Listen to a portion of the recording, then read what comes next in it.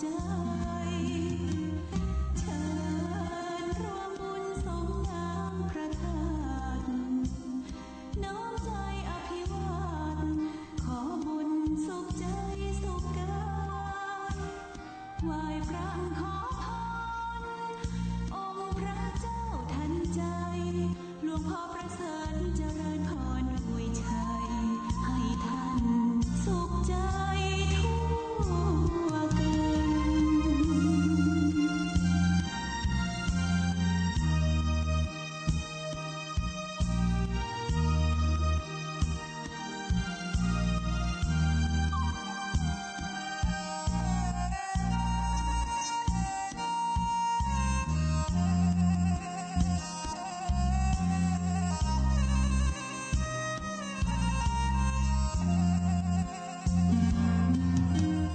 เชิญร่วมบุญสงน้ำพระธาตุน้อมใจอภิวาทขอบุญสุขใจสุขกายไหว้พระขอพรองค์พระเจ้าทันใจหลวงพ่อประเสริฐเจริญพรอวยชัยให้ท่านสุขใจทั่วกัน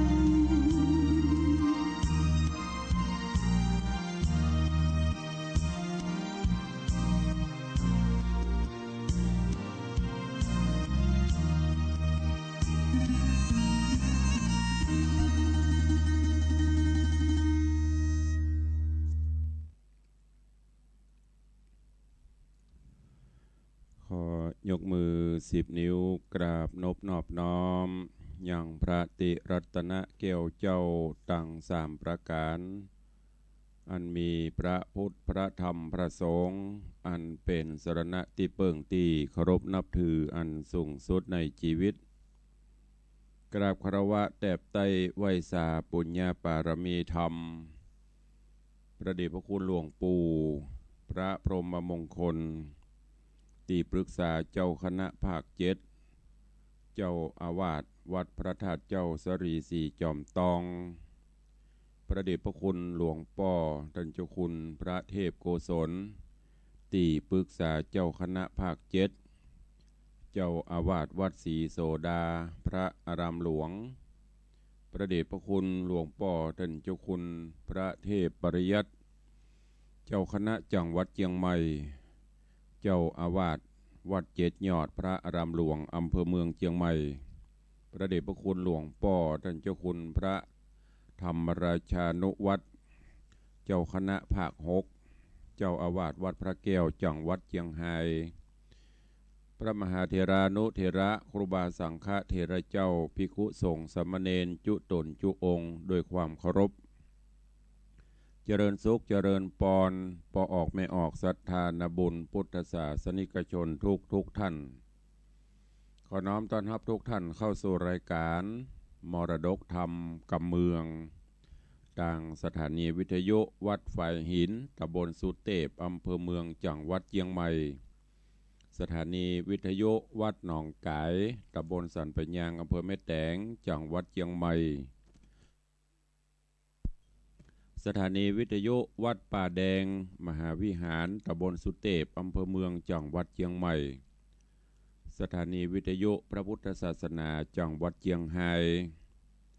ตลอดจนวิทยุชุมชนเสียงตามสายห่อกระจายข่าวตามวัดตามวาตามหมู่บ้านต่างๆและเจริญปอนปอออกไม่ออกศรัทธานาบุญตีฮับฟังทางโทรศัพท์มือถือผ่านทางเฟซบุ๊กเฟซไลท์ทางอินเทอร์เน็ตทุกช่องกูแห่งตีต่างญาติโยมก็ดีภิกขุสงฆ์สามเณรครูบาอาจารย์ก็ดีได้ร่วมกันเผยแพร่ด้วยการกดแชร์ไปตามเฟซบุ๊กไปตามเพื่อนเพื่อที่จะให้ได้รับฟังสารธรรมคำสอนพร้อมกันอยู่ในเวลานี้รายการนี้ดำเนินโดยอัตมภาพพระครูวิสิตศรีลาภรณ์เจ้าคณะตำบลป่าแดด เจ้าอาวาสวัดวังสิงห์คำตำบลประแดดอำเภอเมืองจังหวัดเชียงใหม่เป็นผู้ดำเนินรายการนำเอาธรรมะสารธรรมวรรณกรรมพื้นบ้านเรื่องราวการเทศแบบปืนบ้านล้านนารักษาหีดหอยมอดดกธรรมกำเมืองมาเทศนาฮือญาติโยมได้รับฟังกันเป็นประจำถึงวันตั้งแต่เวลา6 โมงปลายถึง7 โมงเช้าโดยประมาณก็ต้องกราบขอบพระคุณท่านผู้อำนวยการสถานีเจ้าหน้าที่ช่างเทคนิคทุกสถานีตลอดจนครูบาอาจารย์และปออกไม่ออกศรัทธาเนอะที่ได้ถวายเวลาต่างสถานีแล้วก็ได้ช่วยกันเผยแพร่อย่างที่ได้บอกไปฟังต่างโทรศัพท์จะฟังคนเดียวเนอะก็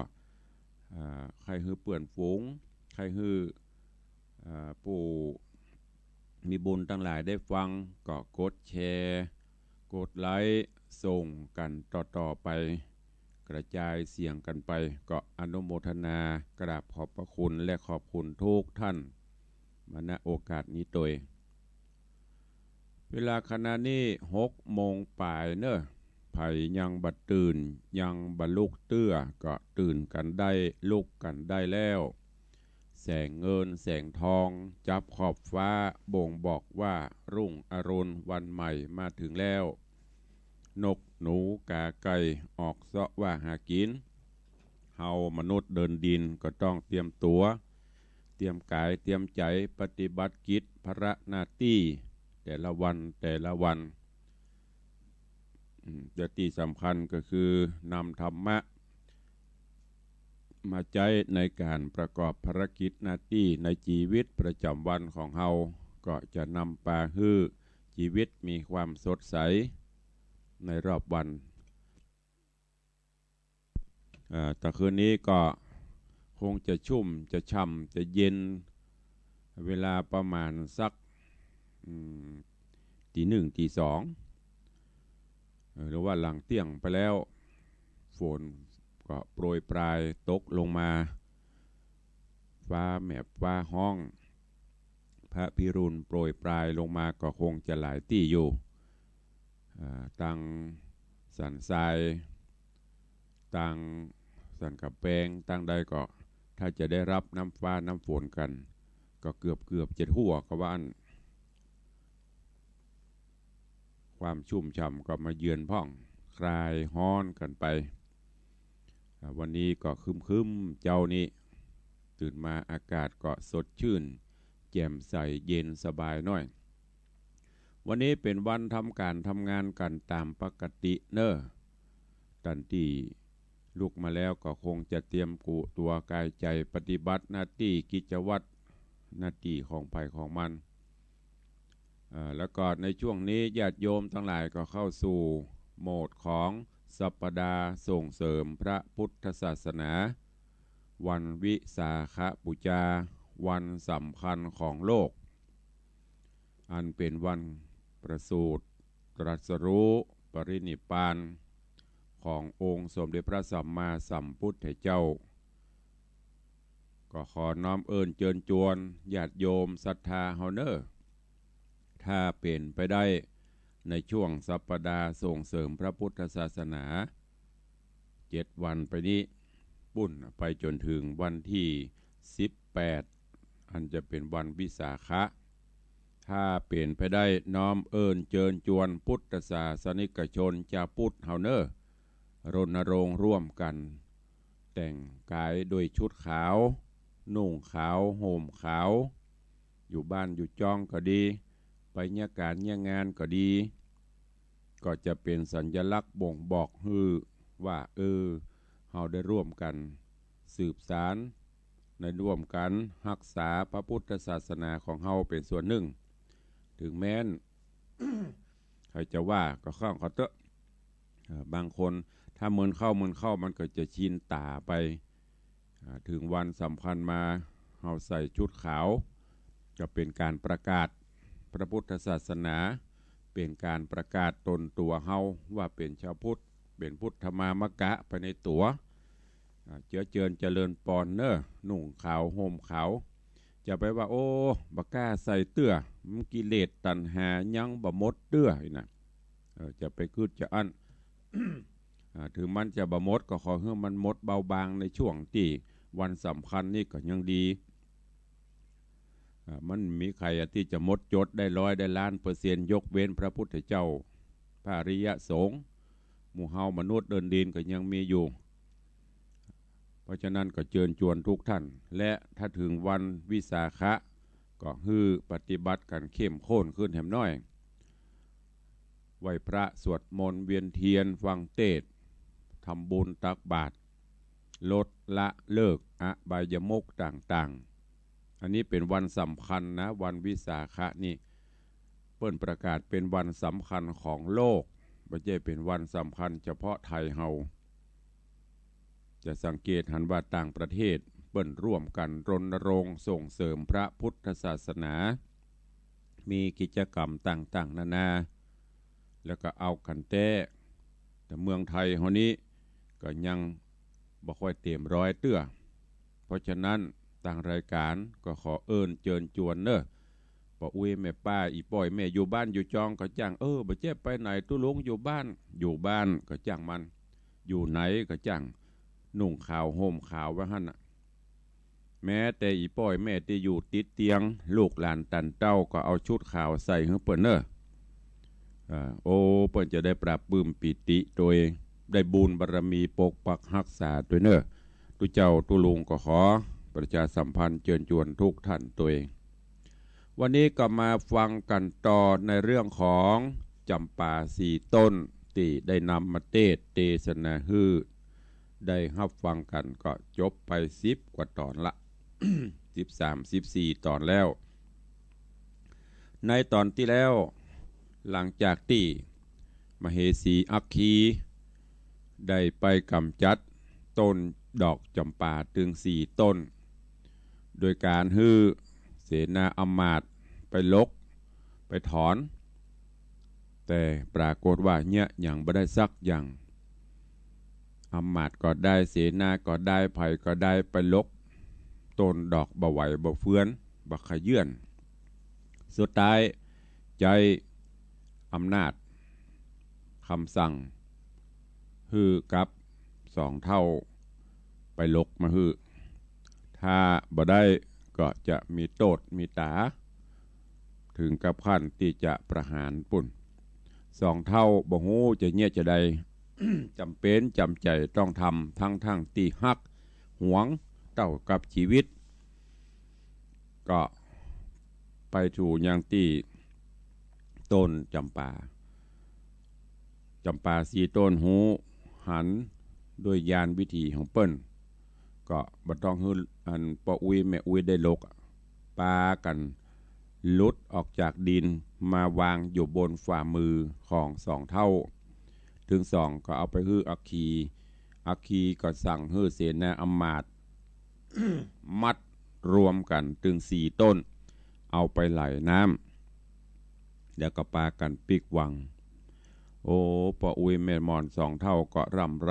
ริแต่เนอโศกเศร้าโศกาเพราะเปรียบเสมือนแก้วตาดวงใจเพราะฮู้ว่าคงจะเป็นหลานถึง4 คนนะเป็นห่วงเป็นหามมาเกิดเป็นต้นดอกจำปาย้อนกล่าวถึง4 ต้นจุ่มป่าหลังจากที่ไหลไปก็ไปปะตาน้ำตีป่อฤาษี ได้ใจพอดีวันนั้นลูกศิษย์ของป่อฤาษีก็ไปตักน้ำตักอย่างก็ซ้ำไปปะใส่จำปาถึง4 ต้นที่มัดรวมกันมาไหลวนอยู่หั่นน่ะมีดอกตัวเหี้ยเอาไม้เย่ไม่เสจะได้เปิ้นกับบ่ไปเวียนไปวนมาดอกก็งามลูกศิษย์ป่อฤาษีก็เลยเด็ดดอกจำปามาดอกหนึ่งขณะที่เด็ดก็กว่าจะลุดควรก็เหนียวพอลุดออกมาแทนที่จะเป็นยางดอกใสๆขาวๆที่ไหนได้เป็นเลือดตกใจก็ฟังเอาดอกไปถวายป่อฤาษี แล้วก็กล่าวบอกเรื่องราวพ่อฤาษีก็นั่งยานพอฮู้ว่านั่นคือเป็นโพธิสัตว์เจ้าเป็นผู้มีบุญก็เลยสั่งให้ลูกศิษย์ไปเอามาเวยๆ พอเอามาเสร็จพ่อฤาษีกำลังจะ ฮู้จะเผาเสร็จเรียบร้อยยังบัดตันอย่างเตียบปิ้วเดียวเป็นพุงเป็นควนพ่อฤาษีก็เลยเสกเป่าให้กับร่างกายมาเป็นมนุษย์เหมือนเดิมแล้วก็ใส่จื่อไปตามนั้นเป็นคนจนสุดท้ายนิ้วจี้หายนิ้วจิ้มหมีพ่อฤาษีก็ฮู้ว่าอ๋อตะกี้ลูกศิษย์เฮาไปเด็ดดอกให้ไปเด็ดใส่ต้นนี้ไปเด็ดใส่นิ้วจี้เปิ้นพ่อฤาษีก็มาจุบมาแต่งแป่งนิ้วฮื้อแล้วก็ซ้ำฮื้อเวทมนต์ฮื้อความพิเศษของนิ้วนี้ตัวว่านิ้วเนี่ยจะเป็นนิ้ววิเศษจี้เป็นจี้ตายได้จี้ไปตั้งหน้า ถ้าจะฮื้อไม่ฮื้อฮ้อนฮื้อตายก็ได้หรือหากว่าจี้คนจี้สัตว์ที่ตายไปแล้วก็สามารถที่จะมีชีวิตพลิกฟื้นขึ้นมาได้แล้วก็ได้อยู่ตัวพ่อฤาษีคณะห้ำเฮียนศิลปศาสตร์ที่ประกูลมนต์ยำต่างๆต่อไปย้อนกล่าวถึงปทุมมาแม่หลังจากที่อัคคีใส่โตดใส่ตาตั้งแต่เกิดมาเปิ้นเกิดเป็นคนอัคคีเอาหมาไปเปลี่ยนให้เปิ้นจนกระทั่งป่อพญาจุลนีได้ใส่โตดได้ฟังกรรมอัคคีทีแรกจะสั่งเอาไปปล่อยเอาไปไหลน้ำเอาไปฆ่าแต่เสนาอำมาตย์ก็ทัดทูลไว้กลัวว่าจะบ้านจะเมืองหูเปิ้นจะเล่าจะขวนจะ เสื่อมเกียรติยศควรที่จะเอาไปฮื้อเป็นผู้ช่วยจ่าเลี้ยงหมูก็คือเอาไปช่วยอันคนเลี้ยงหมูที่โฮงเลี้ยงสัตว์เลี้ยงหมูปุ่นก็เอาไปฝากไว้ปทุมาก็ปฏิบัติกิจหน้าที่ต่างๆนานาช่วยกันเลี้ยงหมูไปหับบุกหับบอลหับพักมาลาบมาต้มให้หมูจนเป็นที่ฮักของพ่อจ่าหมูเลี้ยงหมูแล้วก็นางกับมาริรำไรหาเตเนอคือเติงหาลูกหาเต้าว่าจะเป็นจะได้เนาะมันเป็นมันอย่ามาแปลกเฮาเกิดเอามาเฮาได้ยินหูเฮาบ่แววได้ยินเสียงลูกเฮาเสียงคนให้แง่แง่แต่เหตุไฉนเล่ามันถึงกลับกลายไปเป็นหมาได้ปทุมมากำลังกึดถึงตรงนี้แต่ว่าเทศนามาถึงที่นี้เวลาหมดลงวันนี้ก็มาฟังกันต่อในเรื่องราวของพระธรรมเทศนาปืนเมืองเหนือเรื่องจำป่าสี่ต้นในตอนต่อไปณโอกาสบัดนี้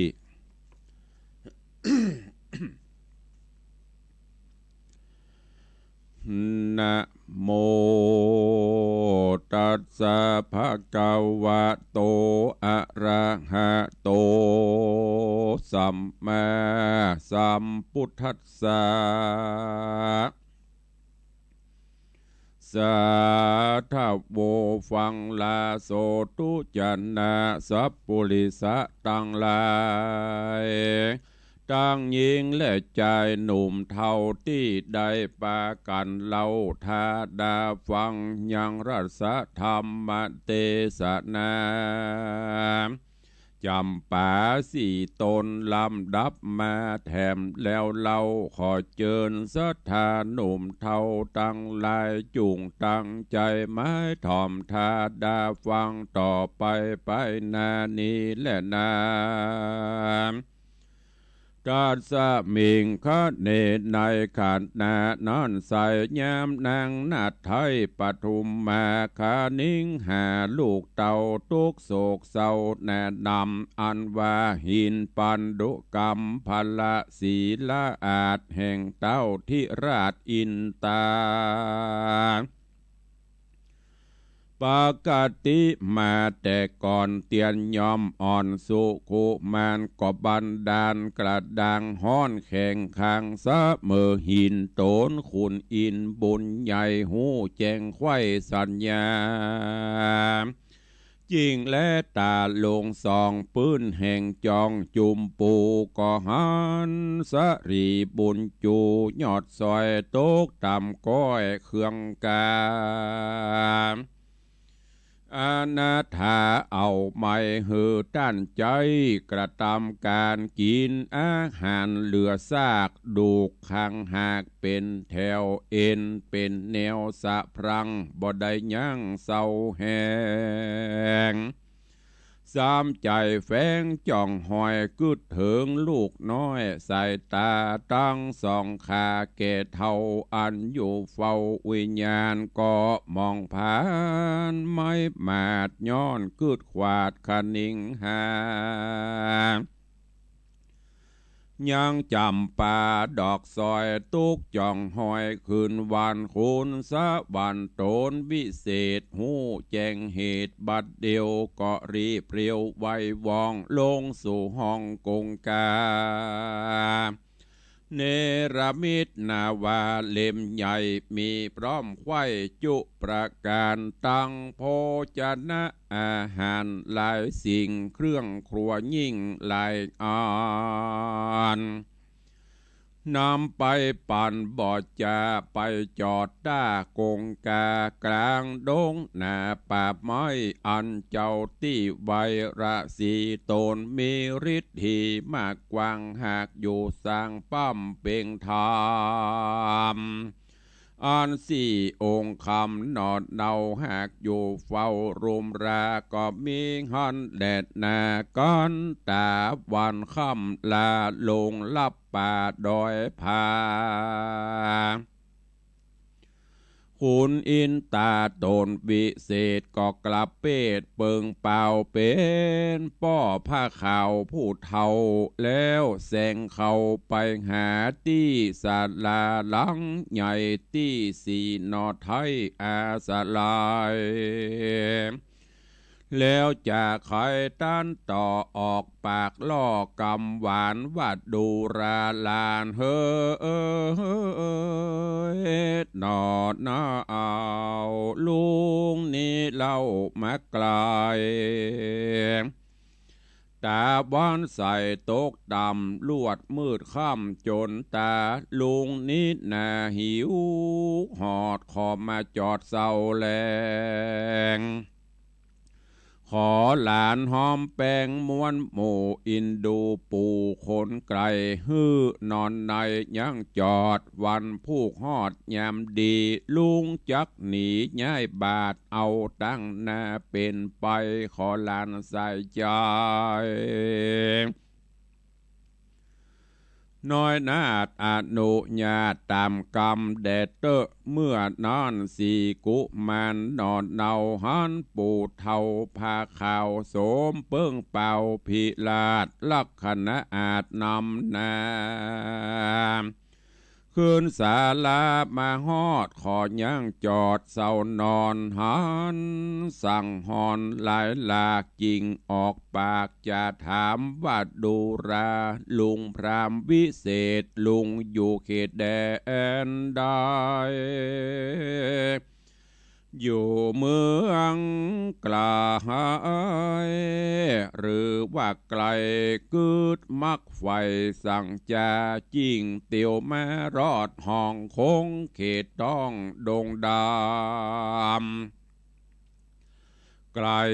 นาดนำนักแก่ขอกล่าวแก่ตามมีหลานยินดีฮือปู่ยังจอดอยู่ตามใจและนาเมื่อนั้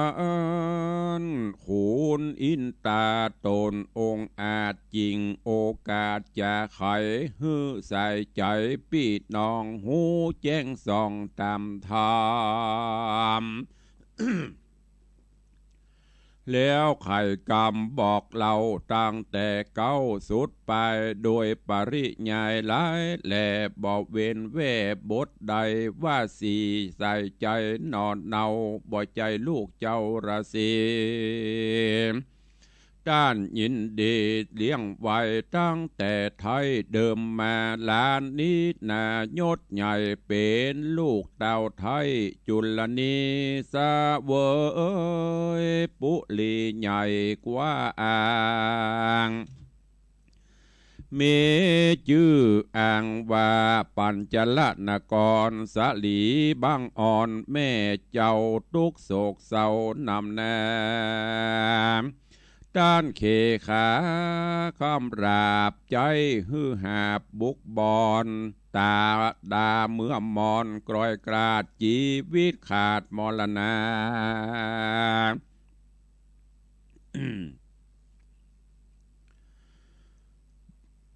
เหตุจญาแม่เก่าใจบาปเศร้ากาลีโลภะมีโลภใหญ่แปลงโตดใส่นางเมืองนางยินเครื่องค่ำเจ้าไข่หันลูกเต่าใส่ตา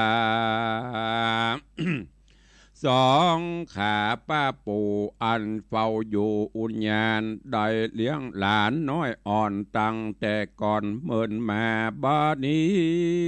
ชะลาเท่าแก่ยังกึดแผ่กองหา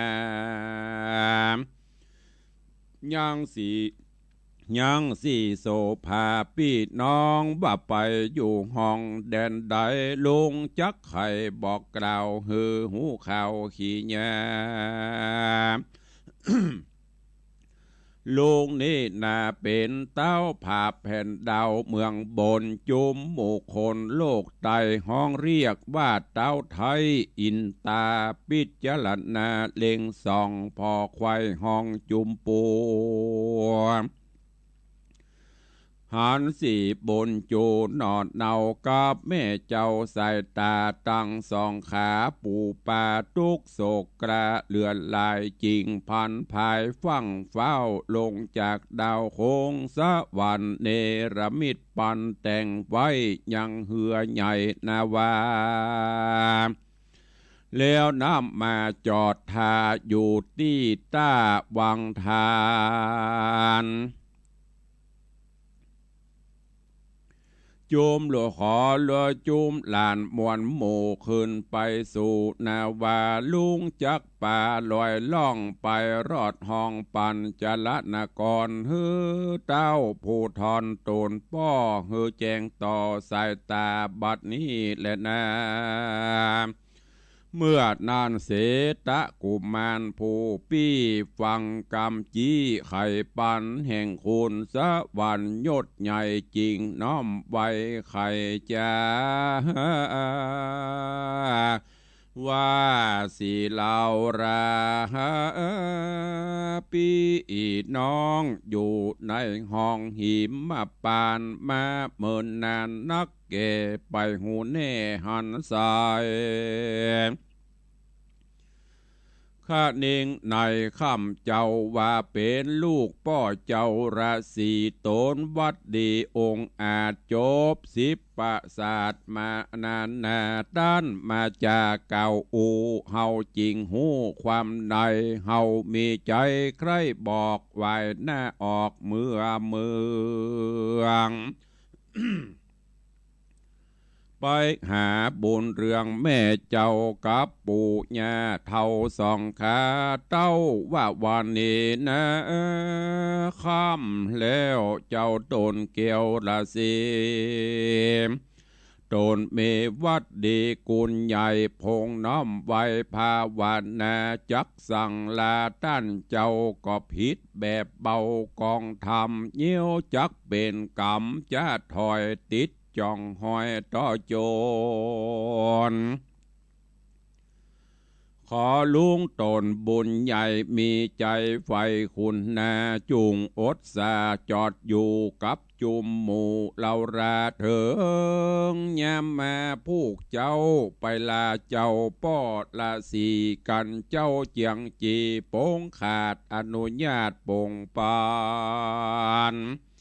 ก้อยป่ากันปีกปอกไว้แดออกเมืองแดดเตอะเมื่อดันขุนสะบันบุญกวางฟังกำแองไข่การแห่งเสตะกุมาร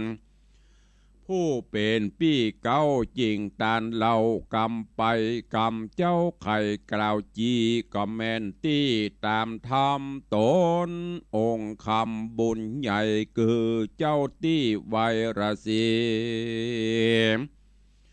ต้านกุลมี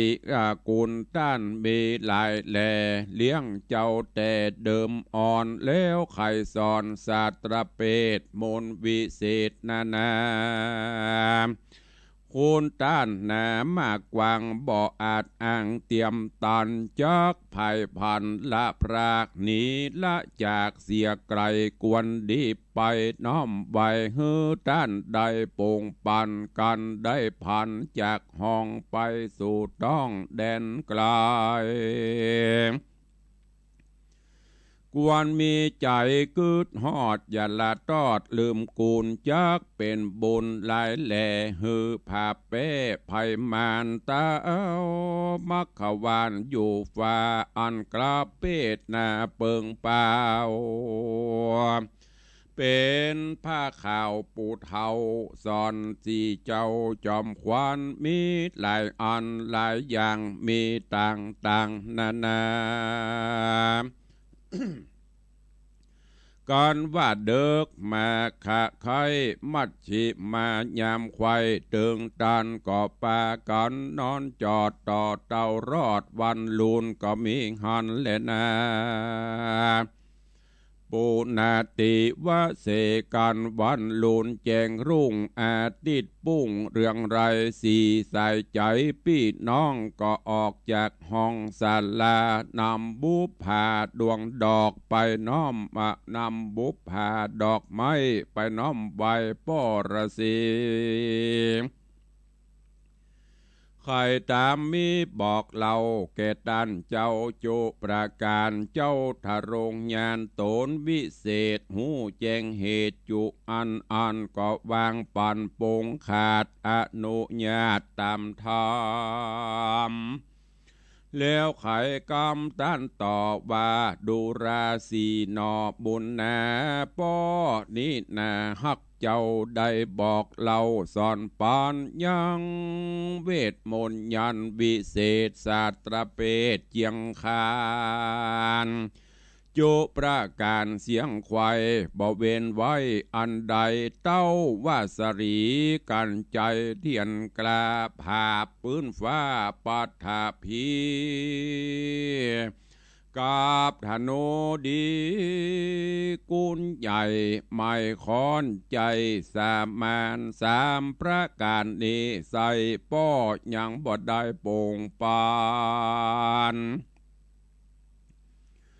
ของสามอันนี้แล้วป้อจักฮือเจ้าคำใจจุงกฎหมายจำชื่อไว้ยังจ้องใจ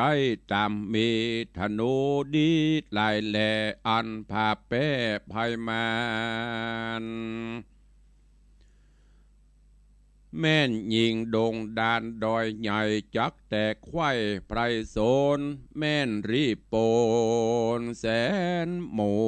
ยอมหมู่วำวายยิงเป็นสายน้ำกวางน้ำข้างตั้งนองลายยิงเป็นไฟ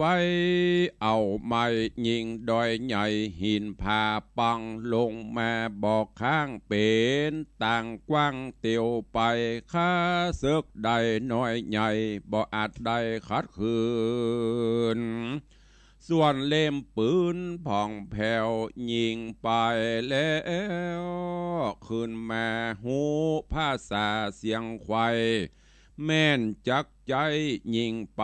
สู่แดนใดก็แล้วบอกกลาดเกลียวสูญหายปืนพันภายไป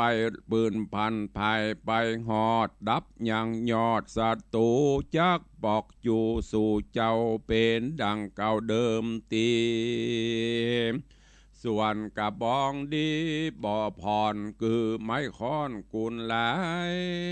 แกว่งพัดภายต่อแน่หมู่ยักษ์กล้าพงพลายข้าเซิกหลายจุดานย่อมป้ายก้านหนีไปแกว่งเป็นไฟเป็นน้ำได้เสียงสามจูประการดาบเจียงคานใจจาคือดาบกลาสรีกันใจมีโคมใส่วะวาดแกว่งวัดฟาดไปมาซึกนำนาเวทไกลยอมตายควายถมทองไผ่บ่อปองภาพใดภาพโลกไตจุมปูป้ออินโดโจมจื้นขอยกยื่นย่อปานจอมขวัญนอดไทยอันเป็นปีไทยตั้งสามส่วนใจลามนอน้อยน้องผู้ซอยสุดปลายป้อบ่หมายโยกยืนของวิเศษอื่นอันใดเหตุใส่ใจน้องเดามีนิ้วจี้เจ้าเป็นกูล อ่านจักหนุนเตื่อมกำหืดล่วงล้ำภัยมานิ้วเจียงคานนั่นใส่แม่นจี้ใส่โยธาจากมรณามวยมอดบ่เหลือรอดคนใดจี้ลงไปในน้ำจักแห้งซ้ำเขินทรายจี้คนตายความแน่ถึงเมินกว่าหลายปีการว่าดูกมีดังเก่าบ่เปื่อยเนาไกลกลาจักคืนมาดังเก่าเป็นคนเล่าดังอ่อนจีดงดอนป่าไม้ย่อมล้มไข่ตันตาก็มีแลนาจีดอยนาสูงใหญ่ยอมแตกไข่ปังลงสี่พระองค์ยศใหญ่จุงจำไว้ในใจอย่านี้ไกลแบบเบาหอยฮีดเก่ากองทำแล้วไข่กำปันโจกตามหนโลกโบราณว่ากุมารพี่น้องไปลอดห้องปุรีมีฤทธิ์หียศใหญ่ภาพแปรไขว้ศัตรูภาพจุมปูแผ่นกว้างเป็นเจ้าจ้างเอกลาจาโจมพระญาต่างดาวหอร้อยเอ็ดเต้าขาบสมปานเคราะห์ตัวหันอยากไกลเคาะถอยไล่หนีไกลฮือมีใจแผ่กวางรีบก่อสร้างต่างบุญมีสินนูนบอกขาดอย่าประมาทกองทำบุญจักนำสี่เจ้าฮือเตียงเต่าตีขามีเตจายศใหญ่สลับไว้ปัตตภีก็มีแลนาการละสีกล่าวแล้วสีนอแก้วกุมารก็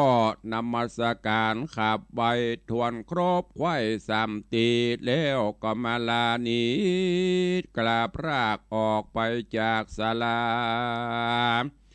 คุณอินตาโยดยาวก็ฟังเฝ้าเรียวปันน้ำนอหอจันกำพระไปสู่ต้ากงกาขึ้นนาวาเล่มใหญ่อันเนลมิดไว้บันอ่อนเพื่อนำสายผู้ทอนปีดนองปีกปอกห้องราชธานีก็มีฮันเลนานิติตังขีญาสังวันนาวิเศษจากห้องเหตุธรรมเทศนาจำปาสีตนก็บังโกมสมเรศเดช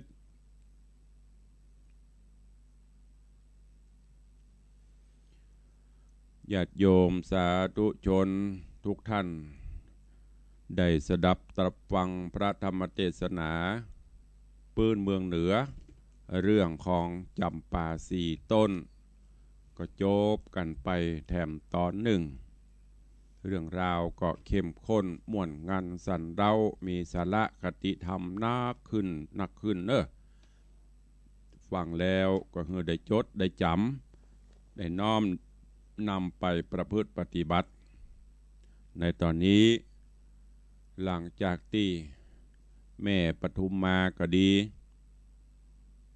พ่อเฒ่าแม่เฒ่าทั้งสองก็ดีซึ่งเป็นผู้มีศีลมีธรรมมีบุญกึดเถิงกึดเติงหาลูกเป็นที่เศร้าส้อยโศกาทุกขเวทนาโดยเฉพาะแม่ปทุมมาอันเป็นแม่ของโพธิสัตว์เจ้าจำปาสีต้นยาการก็เนี้ยแต่จิตใจว่าบุญคุณคิดกึดเติงหาหวนถึงว่ามันจะเป็นจะใดนับตั้งแต่เกิดที่ได้ยินเสียงลูกให้แต่จันใดมาเป็นหมานางกระพ่ำพึดลำดับเหตุการณ์ต่างๆร่างกายก็สูบผอมไปหันแต่ดุแต่เอ็นขำมากระไว้บอนสิ่งศักดิ์สิทธิ์ได้ช่วยเหลือด้วยบุญญาปรมีของนางฮ้อนถึงองค์อมรินทร์พระอินทร์เจ้าฟ้าส่องหู้เล็งหันบุญญาบารมีของมนุษย์โลกเมืองคนไผ่ดีไผ่บดีไผ่สมควรที่จะช่วยด้านก็หูด้วยญาณวิธีของเปิ่นเพราะที่นั่งฮ้อนกระด้างส่องลงมาก็หูก็หันเรื่องราวต่างๆก็ใครช่วยเลยแถลงเปตลงมาสู่ยังห้องเคาะห้องที่อยู่ปอฤาษีเพื่อที่จะไปโพดไปผายเรื่องราวจะเป็นจะได้ก็เดียววันพุกก็จะเล่าต่อให้ฟังเนอะเพื่อที่มันจะได้ปฏิติดประต่อเรื่องราวในตอนต่อไปคือญาติโยมทั้งหลายได้รับฟังวันนี้ก็โปร่งวางไว้เพียงเต้าอี้เนอะ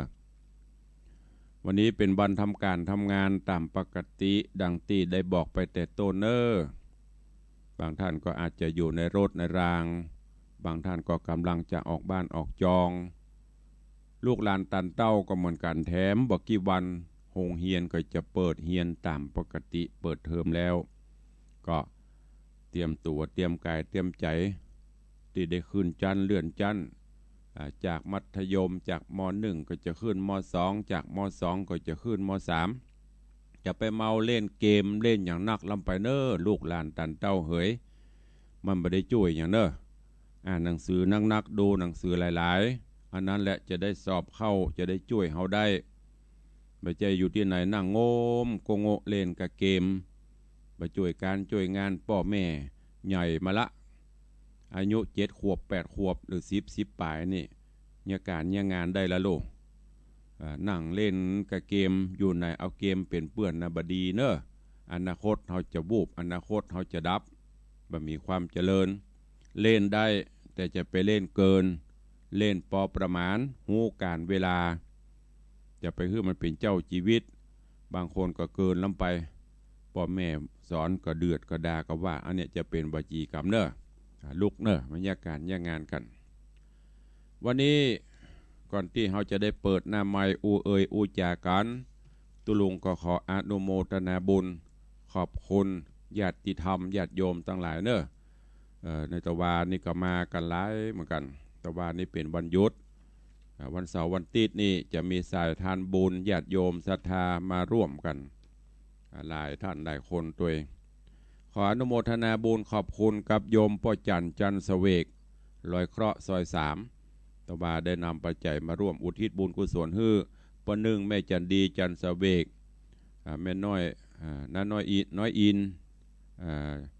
จันแม่จันพงจันเจริญโยมแม่บัวไหลโยมปอตันหอวิมานโยมปอมา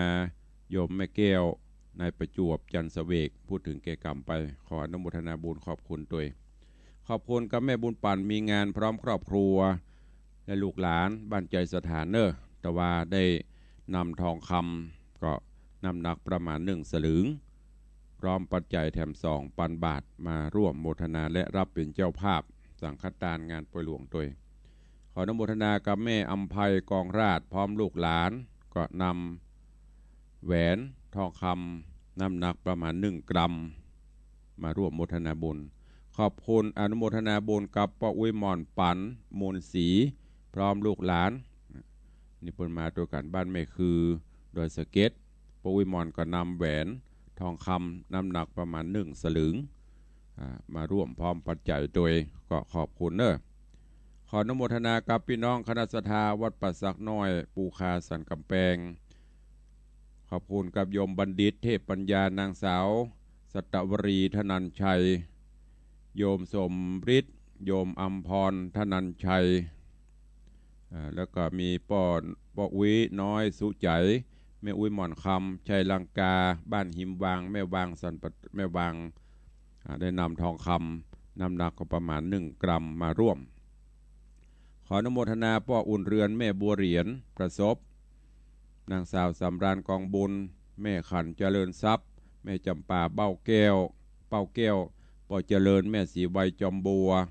ป้อนานตาคำแม่ประภาชำนาญอันนี้เปิดมาร่วมในสายบุญของแม่อุ้ยมอนจันดีสิริพร้อมลูกหลานตะวันนี่โอ้หัวเต็มขัดโตกเนอะโดยเฉพาะแม่อุ้ยมอนจันดีสิริพร่ำใครมาหูมาหันมาที่วัดก็ได้มาโสมใจบุญวานนะแต่ว่าได้ได้เอ่ยกันตัวเองขอบคุณกับโยมแม่จินดาใครทง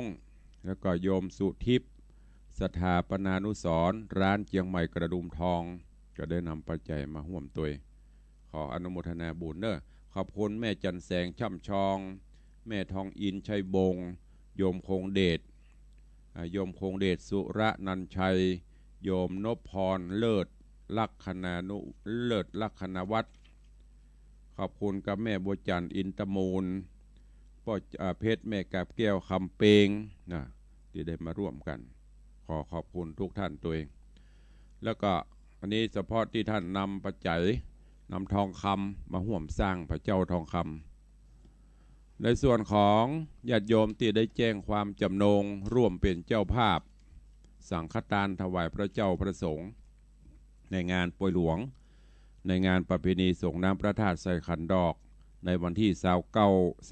29-30 มิถุนาเดือนหน้านี้แล้วก็วันที่1 กรกฎาคมก็มีโยมแม่ปราณีพยัคไคหพลบ้านหนองแต้นสังฆทานชุดใหญ่1 ชุด 2,000 บาทพี่นันจรันปิยจันทร์บ้านดอยซิว1 ชุด 2,000 บาทอาจารย์แม่ระดาวันคุณานุวัฒน์ชัยเดช1 ชุด 2,000 บาทแม่วิมลจันทร์ยาสมุทรบ้านน้อยสันกะแปงชุดน้อย1 ชุด 300 บาทโยมแม่เตรียมตาเฉียบแหลมสระปี1 ชุด 300 บาทแม่ทองอยู่เสร็จตา1 ชุด 300 บาทแม่บัวคำกำปูคาหับสังฆทานชุดกลาง1 ชุด 1,000 บาทอุทิศกุศลฮื้อป้อปั่นกำปูคาโยมแม่มาลัยวิชัยยองอุทิศกุศลฮื้อป้อสุวิทย์สิงคเนตป้อใหญ่วิชัยยอง2 ชุด2 ชุด600 บาทป้ออุ้ยป่านมูลศรีพร้อมลูกหลานบ้านไม่คือดอยสะเก็ดรับสังฆทาน2 ชุด600 บาทแม่บุญปั่นมีงานพร้อมครอบครัว2 ชุด600 บาทแม่ปราณีรอดเรือน1 ชุด 300 บาทโยมแม่นิ่มนวลรอดเรือน1 ชุด 300 บาทโยมนงเยากันทะ2 ชุด600 บาทแม่หลวงกัญญายี่นางต้นเปา1 ชุด 300 บาทและน้องพัฒนาหรือว่าน้องขุนแผนยี่นาง1 ชุด 300 บาทอันนี้เป็นรายนามผู้แจ้งความประสงค์จำนงร่วมเป็นเจ้าภาพสังฆทานถวายพระเจ้าประสงค์งานทำบุญฉลองสมโพธิศาลา9 ห้องแล้วก็ประเพณีส่งน้ำพระธาตุใส่ขันดอกในวันที่29-30ที่จะถึงนี้เดือนหน้านี้แล้วก็วันที่1 กรกฎาคมขอบคุณอนุโมทนาบุญเนอะอัตรารายการเหลือเวลาแถมประมาณ3 นาทีจะได้เปิดหน้าไมค์รับฟังการแจ้งผลการรับฟังของญาติโยมเนอะโทรเข้ามาได้0817836540ใครจะอู้จะเอ่ยจะจากกับตุลุงเข้ามาได้เนอะเวลากระเวยนะจะไปตื้อกันในใกล้จะหมดเวลาก็ฮับมาได้ละเพราะมันจะไปเบียดบางเวลาช่วงนี้สายว่างหลงลึงก็ว่ารับม่วนกันบ่ลืมรับม่วนลืมตื่นบ่ตื่นกันเด้อกะลุกหรือยังตื่นหรือยังใครจะอู้จะเอ่ยจะจ่าตัว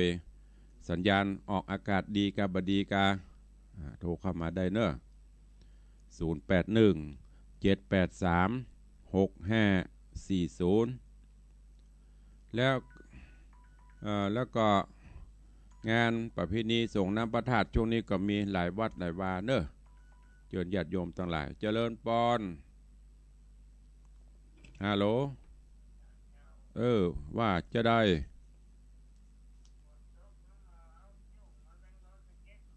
โตบ่ฮือเตื้อกำลังเย็นอยู่บ่ฮือเตื้อรับม่วนตะคืน บุญบัดโตกกันแม่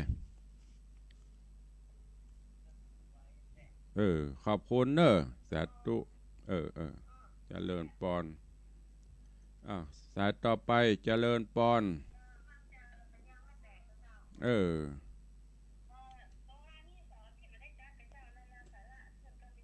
เปิ้นถ่ายทอดสดช่วงนี้ไปถึงวันที่26เปิ้นดีละขอบคุณเนอะสาธุเจริญปอนว่า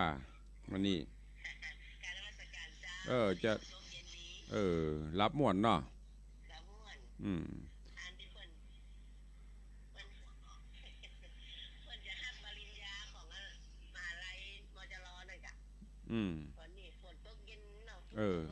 นั่นน่ะม่วนดีขอบคุณนะแม่เนอสาธุเจริญปอนเจริญปอนไม่เลี้ยงจันดีฝนตกเนาะบ่ได้จิ้มซักแกนเตื้อมันไปออกเจดีพูดว่ามันมาออกในวังอ่ะ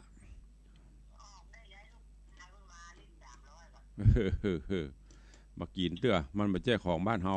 ของเขมรบุญบล้ำ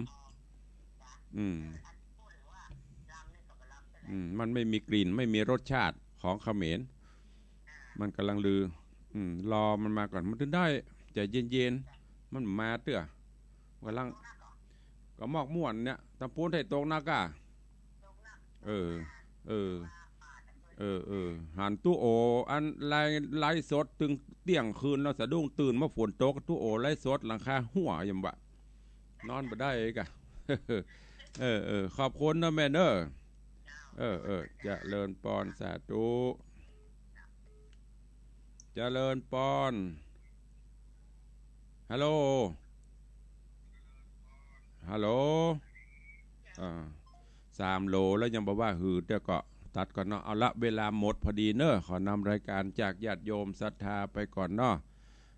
ก็จะได้เบียดเบียนเวลาของเปิดเดี๋ยวเปิดจะมีข่าวขอความสุขสวัสดีบังเกิดมีกับญาติโยมทั้งหลายเนอะอยู่ดีมีสุขเหมือนกันจุตนจุองค์จุผู้จุคนอายุวันโนสุขังพลัง